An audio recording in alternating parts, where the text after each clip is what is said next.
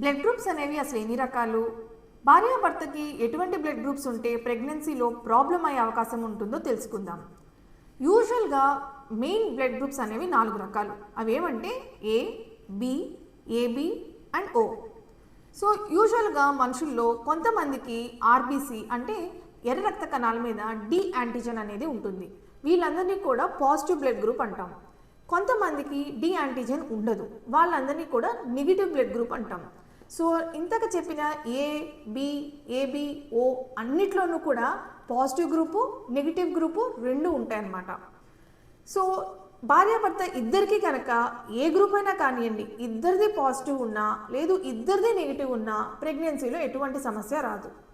కానీ ఒకవేళ భార్యది కనుక నెగిటివ్ ఉండి హస్బెండ్ది కనుక పాజిటివ్ ఉంటే కనుక ఒక్కొక్కసారి ప్రాబ్లం అయ్యే అవకాశం ఉంటుంది. ఇలాంటి సందర్భంలో ఎలా ఉంటుంది, మదర్ నెగిటివ్ గ్రూప్ ఉన్నప్పుడు బేబీ ఒకవేళ పాజిటివ్ అయినా పుట్టచ్చు, బేబీ నెగిటివ్ అయినా పుట్టచ్చు. ఒకవేళ కడుపులో ఉన్న పిండం పాజిటివ్ గ్రూప్ అయితే ఒక్కొక్కసారి బేబీ రక్త కణాలు లీక్ అయి తల్లి రక్త కణాల్లో కలవచ్చు. ఇది ఎప్పుడు జరుగుతుంటుందంటే అబార్షన్స్ అవుతున్నప్పుడు కానీ, కొంతమందికి తరచుగా బ్లీడింగ్ అనిపిస్తూ ఉంటుంది ప్రెగ్నెన్సీ డ్యూరేషన్లో. సో వాళ్ళకి కానీ లేదు కాన్పు సమయంలో కానీ కొన్ని రక్త కణాలు బేబీ నుంచి లీక్ అయ్యి తల్లి రక్తంలో కలుస్తాయి. ఇలా కలిసినప్పుడు తల్లి రక్త కణాల్లో ఇమ్యూన్ సిస్టమ్ ఉంటుంది, అంటే రోగనిరోధక శక్తి. అవేం చేస్తాయి అంటే ఈ కణాలు నావి కావు అని ఐడెంటిఫై చేసుకుని దానికి వ్యతిరేకంగా యాంటీబాడీస్ తయారు చేస్తాయి.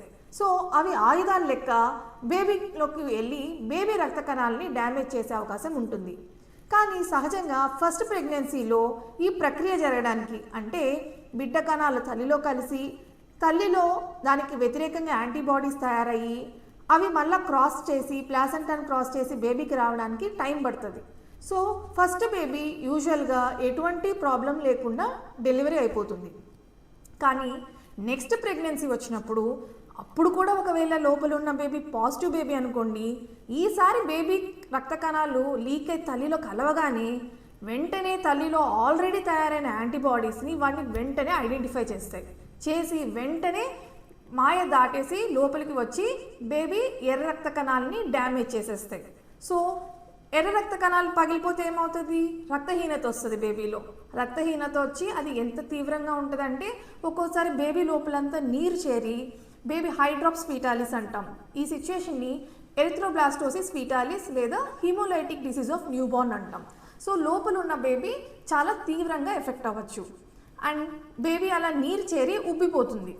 కాన్పు అయ్యాక కూడా ఈ రక్త కణాలు పగిలిపోవడం వల్ల వాళ్ళకి కామెర్లు కూడా చాలా సివియర్గా ఉండే అవకాశం ఉంటుంది. ఒక్కొక్కసారి కాన్పైన వెంటనే రక్త మార్పిడి కూడా చేయాల్సిన అవసరం పడవచ్చు. సో ఇవన్నీ కూడా మదర్ నెగిటివ్ ఉండి హస్బెండ్ పాజిటివ్ ఉండి ఈ ప్రాసెస్లో రక్త కణాలు బేబీది లీక్ అయి తల్లిలో కలిస్తే ఈ సమస్యలు ఏర్పడతాయి. సో నార్మల్గా ఏం చేయాలంటే ఎప్పుడైనా తల్లి నెగిటివ్ హస్బెండ్ పాజిటివ్ ఉన్నప్పుడు ఫస్ట్ విజిట్లోనే ఐసీటీ అనే బ్లడ్ టెస్ట్ చేస్తాం. సో దాన్ని ఇండైరెక్ట్ కూమ్స్ టెస్ట్ అంటాం. అందులో ఏమన్నా తల్లిలో యాంటీబాడీస్ ఆల్రెడీ ఫామ్ అయి ఉన్నాయా అని చెక్ చేస్తాం. ఒకవేళ ఏవీ లేదు బాగుంది అంటే మళ్ళీ 28 వీక్స్కి ఇంకొకసారి మళ్ళీ చెక్ చేసుకుని యాంటీ-డి ఇమ్యూనోగ్లోబులిన్ అనే ఇంజెక్షన్ ఇవ్వడం జరుగుతుంది. సో ఇదేం చేస్తుందంటే ఎట్టి పరిస్థితుల్లో ఒకవేళ బేబీ నుంచి లీక్ అయి తల్లిలో ఏమన్నా రక్త కణాలు ప్రవేశించినా తల్లిలోని ఇమ్యూన్ సిస్టమ్ దాన్ని గమనించి యాక్టివేట్ చేసే లోపలనే మనం ఇచ్చిన యాంటీబాడీ ఇమ్యూనోగ్లోబులిన్ వెళ్ళి ఆ బేబీ రక్త కణాలన్నీ తీసేసి క్లియర్ చేసేసి మదర్ ఇమ్యూన్ సిస్టమ్ వాటిని ఐడెంటిఫై చేయకుండా హెల్ప్ చేస్తుంది. సో దానివల్ల mother safe and baby safe ఉండే అవకాశం ఉంటుంది. సో డెలివరీ అయ్యాక కూడా బేబీ బ్లడ్ గ్రూప్ని మనం ఖచ్చితంగా చెక్ చేసుకోవాలి. బేబీ గ్రూప్ పాజిటివ్ అని వస్తే తల్లికి కాన్పైన 72 గంటల లోపలనే యాంటీ-డి ఇమ్యూనోగ్లోబులిన్ అనే ఇంజెక్షన్ వేయించుకోవాల్సి ఉంటుంది.